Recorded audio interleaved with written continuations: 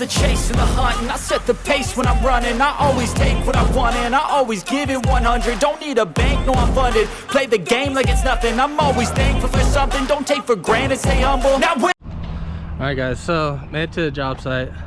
Luckily they have a nice area for their staging area, so it's pretty easy to get in and out of.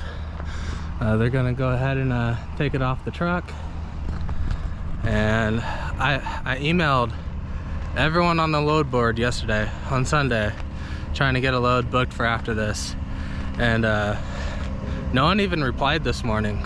So there's a truck stop about 10-15 miles away from here. I'm gonna pull in there and see what we could do about securing another load for today. But yeah, it transported good, nice and safe, no issues, nothing to complain about, so good load. All right guys, so at the truck stop just down the road, trying to book a load. I sent emails out to everyone yesterday. I sent a couple more out just now. There's like 20 loads on the load board right now that are the same exact load, booked or posted multiple times by the same broker and by other brokers. So it makes it look like there's a lot of loads on the board, but there's really not. And from what I learned last week is not to be in the rush and to just take something because you can push and get more money. So I haven't got any response, so I'm just gonna go back home. I'm like 80 miles away. Kind of sucks, but at the same time I'm kind of farther up north in Washington towards the border of Canada, and there's really not a lot of loads coming out of here. There's only 2 loads coming out of here. They're paying less than $1, so it's not even worth my time. Most of the loads that I want are coming out of Tacoma, Olympia, stuff like that. So wanted to let you know what I made on that load. It paid 900 bucks. I did 343 miles, so that comes out to $2.62, which is right on my target goal. So I'm happy with that. We did good Friday, you know, picked up 2 loads, dropped off 1, and then dropped off 1 this morning. So we're not off to a bad start, but I rather, instead of sitting way up here up north where there's no truck parking, all of those empty spots, paid parking, which I don't mind paying for parking, but I would hate to pay for parking when my load's going to be coming out of south, and so I'm gonna have to head that way anyways. I'm still gonna make whoever I get pay for my deadhead, so it won't be a complete loss, but there is some deadhead in this game.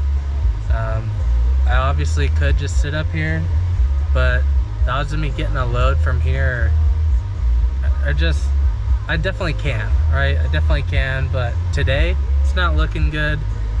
Tomorrow, why do I want to sit in my truck at a truck stop for a day or two when I could be at home, you know, just over an hour and a half away. So I'm just gonna head home. I'll catch you guys later. Hey guys, so it's the next morning. I'm at my next pickup. It is some more storage containers. So never been to this place, but it's only my second storage container, so still figuring out all the picks in the area. But we're in Tacoma. So far we've been sitting here for about 20 minutes. We're picking up 2 containers. I don't know the dimensions. They called for a 40-foot. Sorry, I got something on my eye, but it's 10,000 pounds altogether, so I think each container is 5,000 pounds, but really don't know. We're going to Idaho. It's 518 miles. Just about 9 hours of driving. So we're not gonna make it today. Gonna make it as far as possible.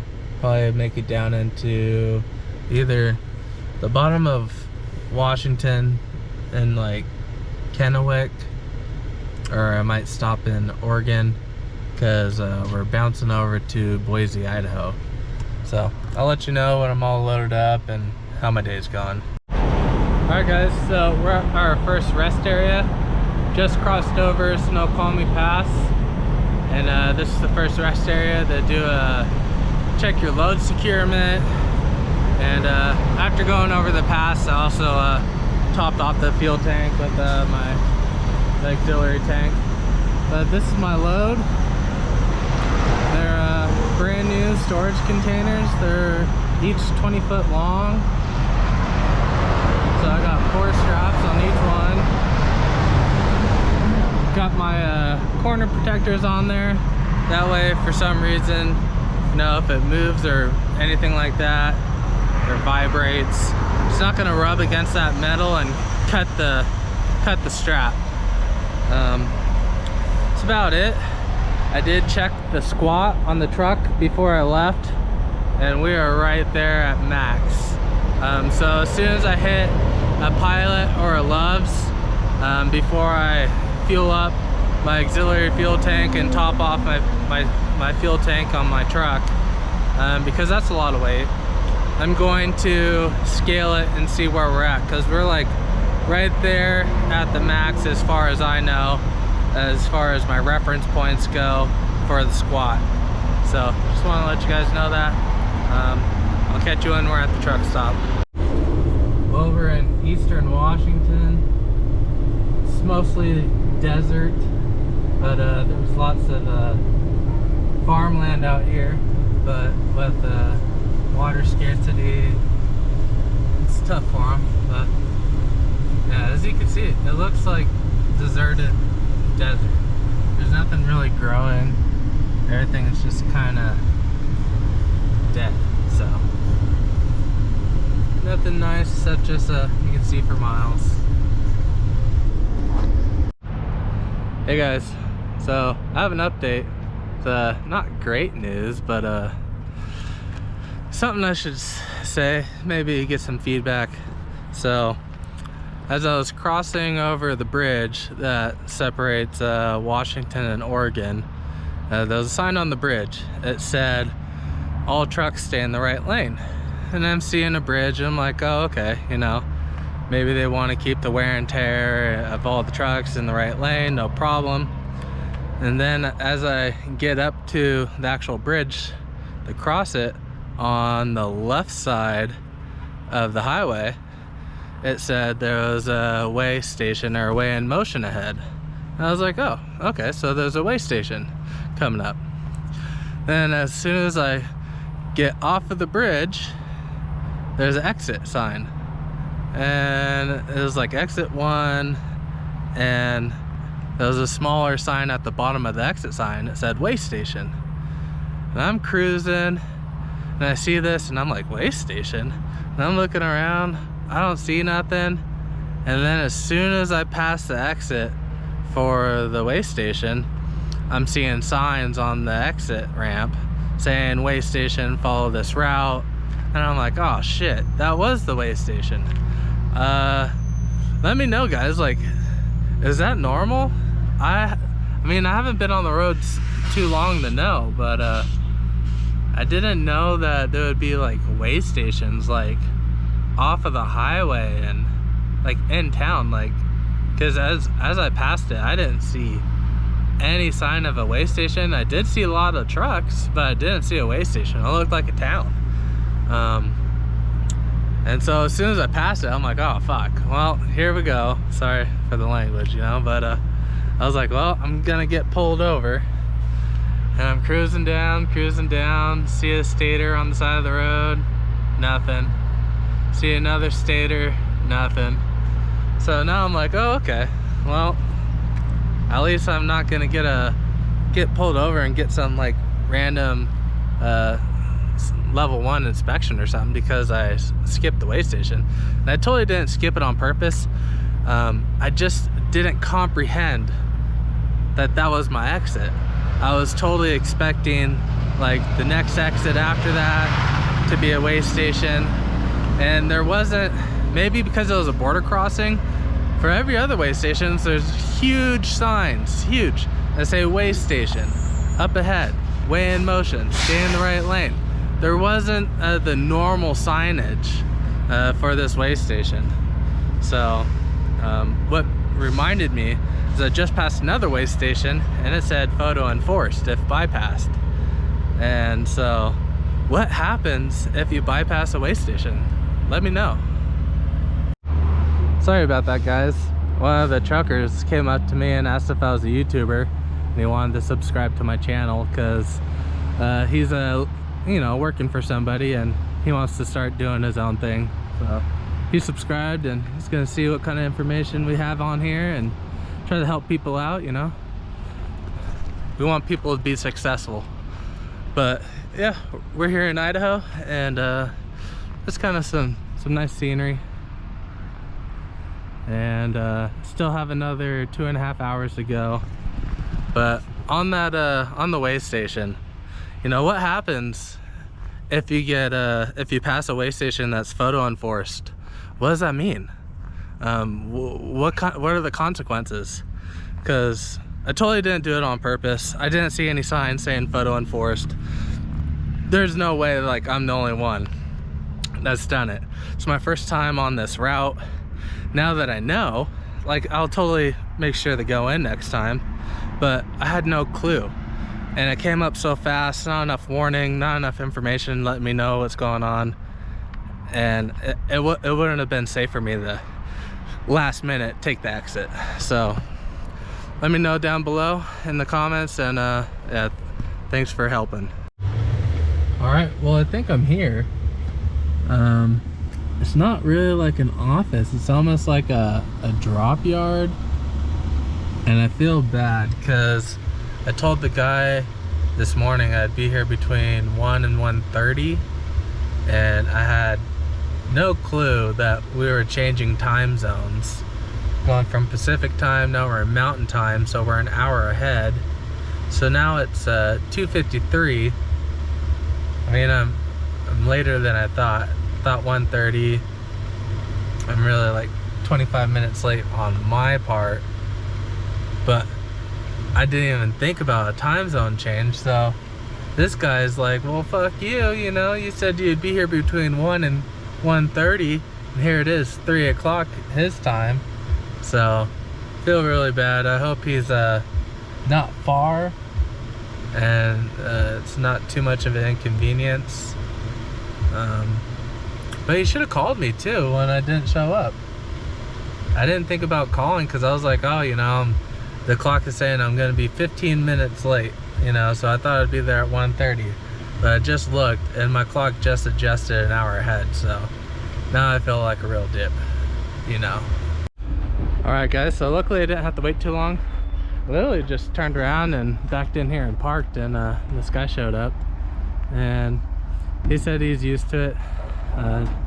It's not out of the ordinary to have some time slots mixed up because I've never been to southern Idaho. I guess all of southern Idaho is mountain time.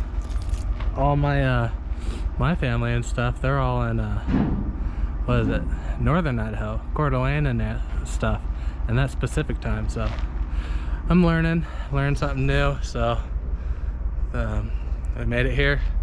It's super hot. I really regret wearing pants, so can't wait to get out of here and get changed.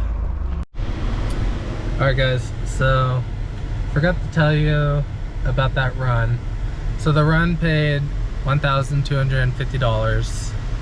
I ended up running a total of, what deadhead, 144 miles. So that comes out to $2.30. It's not great. It was supposed to be $2.40, but he last minute changed the location on me, and it was like an extra 20 miles. At the time I was like, whatever. But I should have told him when I noticed that he changed the location. I should have just asked for more money at that point. But anyways, I did get a load for tomorrow. It's coming out of Oregon and going back home to Tacoma, so that should be good. It's paying good by itself. It's like $2.80 a mile. But this area in Boise, Idaho, do not come here. There's nothing out here. I was talking to another hotshotter that dropped off a load while I was there, and he said he came out of Portland, and that's all he does is run these loads. And I was like, oh, cool. I was like, do you ever spend any time like trying to do anything here? And he's like, there's nothing here. And I was like, yeah, that's kind of what I saw yesterday as well. So he told me he just deadheads back. But I did the calculations. It's like over 400 miles. It's like 425 miles a deadhead for a $1,300 run. But every single time you go back, it's 400 miles a deadhead.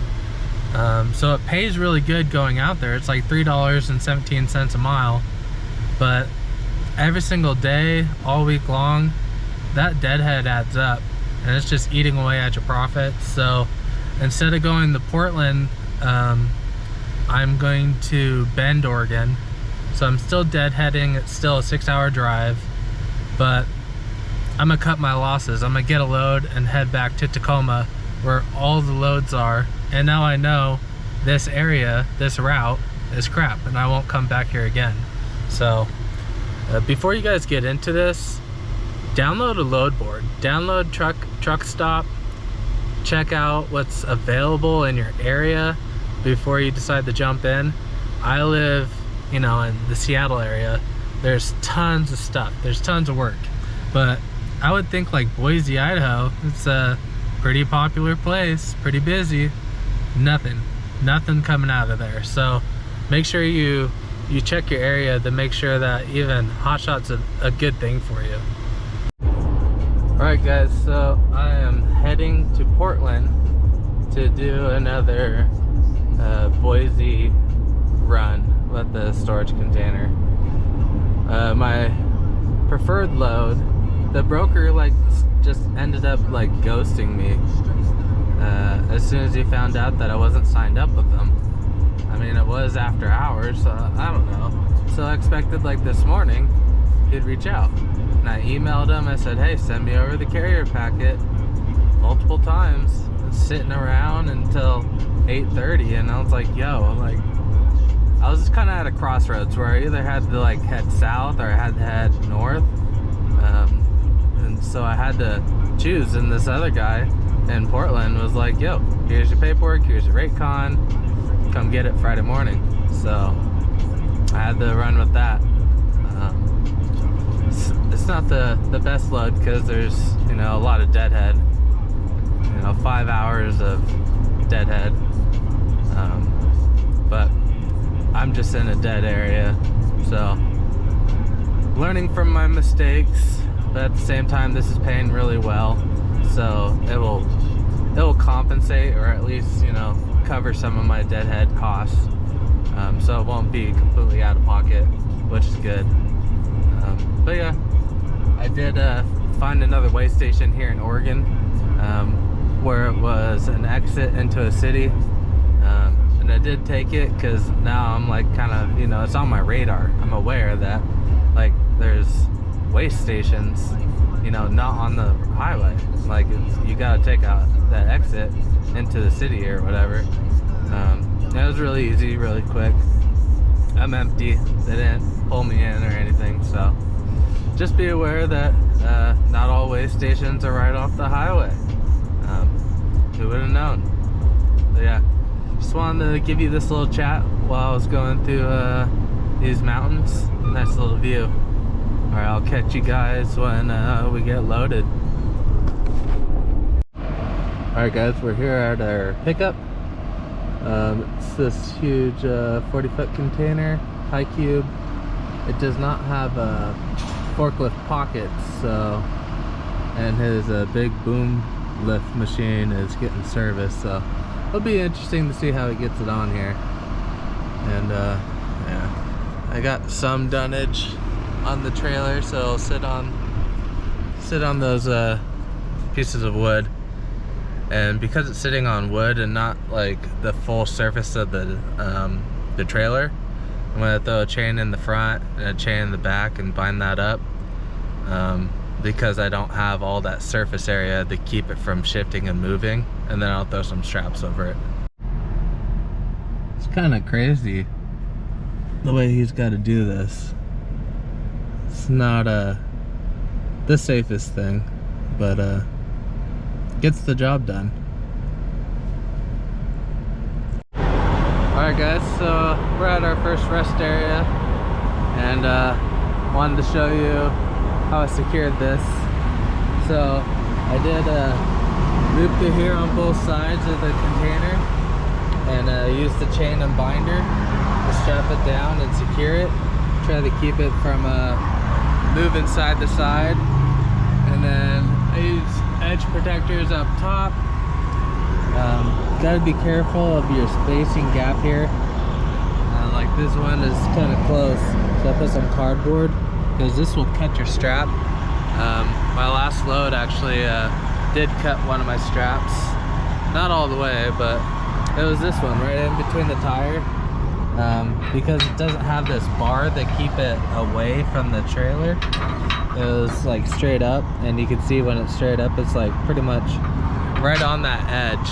And so it cut that one. I'm gonna put it out of service and order a replacement this weekend. But one thing to note is they put this on some dunnage, and this dunnage,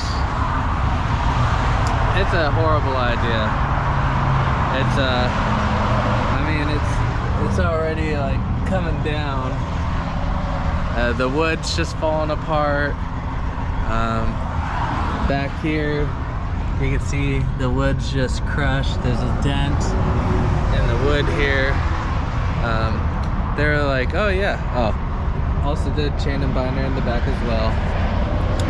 But they said, yeah, you just need a dunnage in the front of the trailer and the back. But this much weight, should have had 4 pieces of dunnage. Put one here and one over there to keep the weight distributed evenly along the trailer. But seems to be working. That's fine, I think. Did have to adjust this twice already. The first 5 miles, just leaving like the property area, had like 7 speed bumps and potholes and I don't know, a bunch of railroad crossings. And so after 5 miles, I did stop on the side of the road, not even in like a real good area. And I had to tighten everything down because all these straps came loose because it started like eating into the wood and it was making noises and stuff. So I don't like the whole concept of having to put a storage container on dunnage, because you lose all that surface area, you lose all that friction that you get when it's actually making contact with the trailer. So far everything's good, but I did have to stop twice and make adjustments. And really, if you get a load like this, make sure to overdo it. I mean, I got chains in the front, chains in the back. I got 1, 2, 3, 4, 5, 6 straps, 2 in the back, 2 in the front, and then 2 in the middle. So it's definitely a little overboard, but this thing has shifted a little bit. In that first 5 miles it shifted. Not a whole lot, but enough to make me stop and address the situation. So that's what I got. Learn from my mistakes. Make sure to put some more dunnage. It definitely would help on the trailer. And yeah, I'll catch you if I have any more news for you.